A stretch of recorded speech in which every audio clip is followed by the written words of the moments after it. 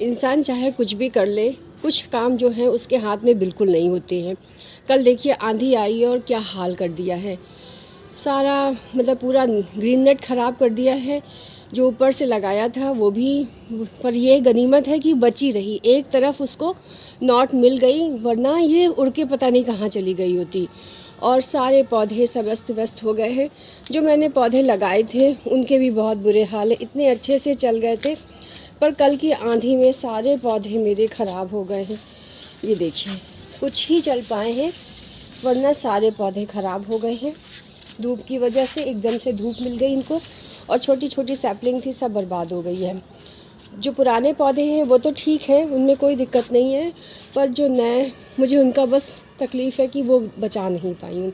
अब मेरे लिए काम बढ़ गया है और मुझे फिर अब दूसरे पौधे लाने पड़ेंगे, गर्मियों के फिर से नई शुरुआत करनी पड़ेगी।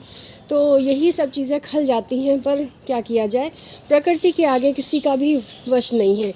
ये देखिए, एक ये मेरे चंपा का पौधा गिरा है, गनीमत है कि गमला नहीं टूटा है।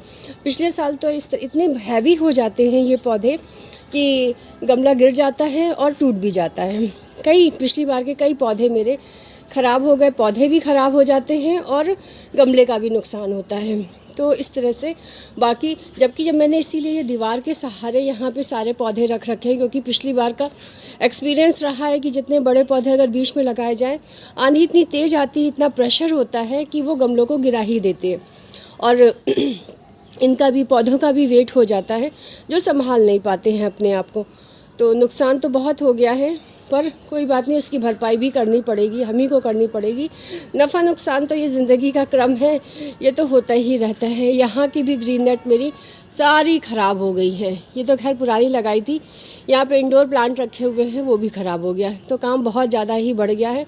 सुबह के अभी 6 बजे हैं, और जब रात में तो हिम्मत नहीं पड़ रही थी, कहाँ से शुरुआत करें, क्या दिख भी नहीं रहा था। तो अभी मुझे यही सारा काम करना, अकेले करना है, कोई भी अभी हेल्पर नहीं। अगर किसी की मदद के लिए इंतज़ार करेंगे तो ये जो पौधे हैं वो सब सूख जाएंगे और वो भारी नुकसान हो जाएगा, तो वो सहा नहीं जाएगा।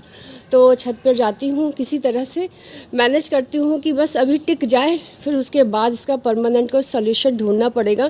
खैर, आंधी तो अब आने का टाइम हो ही गया है, उसमें कुछ कर नहीं सकते हैं, बस बचाव कर सकते हैं, और वो जो अपने हाथ में है वो काम करना है। बाकी तो सब ईश्वर के हाथ पे छोड़ देना चाहिए। गुड़हल के पौधे मेरे बहुत अच्छे चल रहे हैं, मतलब इतने सारे फूल आते हैं, इतने सारे कि मतलब पत्तियां नहीं दिखती हैं। मुझे टाइम नहीं मिल रहा है। जब मैं फूल भगवान के लिए लेने आती हूँ तो पूरा हरा, पूरा लाल लाल पौधा ये गुड़हल का रहता है। इतना मज़ा आ जाता है देखकर। यहाँ पे देखिए कलियाँ हैं, अभी सुबह है इसलिए ऊपर नहीं हुई हैं, खिल जाएंगी ना तो पूरा रेड रेड हो जाएगा।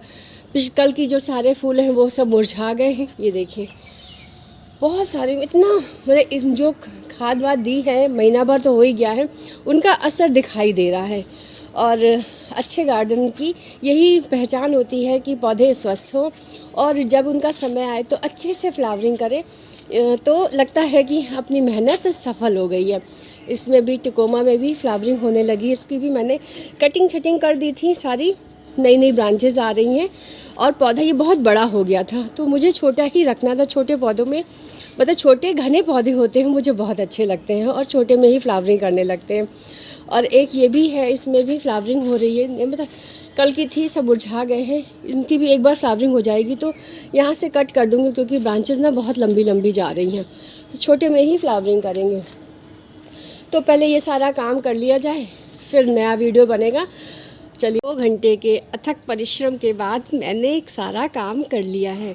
ग्रीन नेट को जितना मुझसे हो सकता था मैंने सारा संभाल लिया है, इस साइड का भी और उस साइड का भी बहुत अच्छे से कर दिया है, टाइट कर दिया। पहले थोड़ी लूज़ थी ना, लूज़ में ना बहुत ज़्यादा हवा भर जाती है, इस वजह से ग्रीन नेट फटती हैं और गिरती हैं।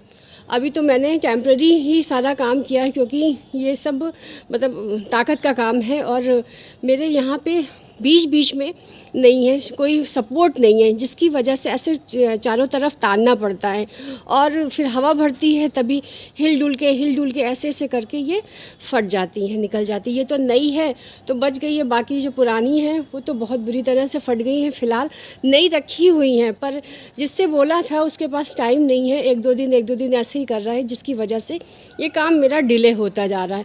पर फ़िलहाल अभी मैंने टेम्प्रेरी व्यवस्था कर दी है, पौधों को छाया मिल जाएगी और ये सुरक्षित बच जाएंगे। तो काम तो बहुत मुश्किल होता है, पर जब ठान लो तो सारे काम हो ही जाते हैं। सहारे पे बैठे रहे तो काम बिगड़ता ही जाता है और नहीं हो पाता है। गार्डन में बहुत ज़्यादा ही धूल मिट्टी आ गई है, पौधों की पत्तियाँ सब उड़ के आ गई हैं। सबको व्यवस्थित करना है और दुर्गा जी का आज पूजा भी करनी है, पाठ भी करना है, बहुत काम है। तो चलिए मैं अपना काम शुरू करती हूँ और फिर मिलते हैं।